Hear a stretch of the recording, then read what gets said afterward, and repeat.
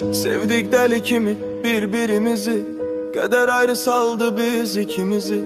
Gözü yaşlı kaldı sevgimizin, adı esretiydi hikayemizin. Adı esretiydi hikayemizin.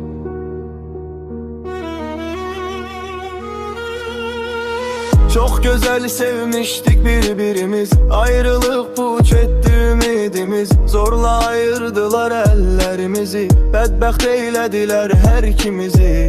Çaresiz artık qovuşamırıq, çok sevdik bilmirəm niye ayrıyıq. Sevsək də ölsək də ayrılmalıyıq, ümitsiz sevginin qurbanlarıyıq. Çaresiz sevginin qurbanlarıyıq.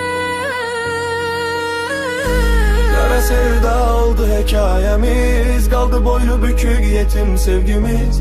Uçtu kurduğumuz hayal evimiz, keder kurbanıdır sevgimiz.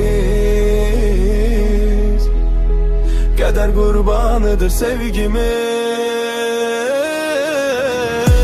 Kara sevda oldu hikayemiz, kaldı boynu bükük yetim sevgimiz. Uçtu kurduğumuz hayal evimiz, uçkunlar altında kaldık ikimiz.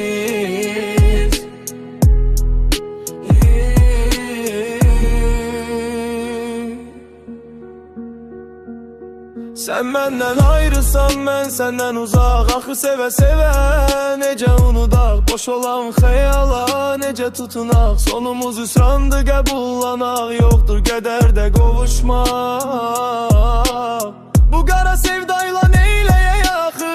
Deyirlər unudun olmayır axı, düşünə bilmirəm onsuz həyatı.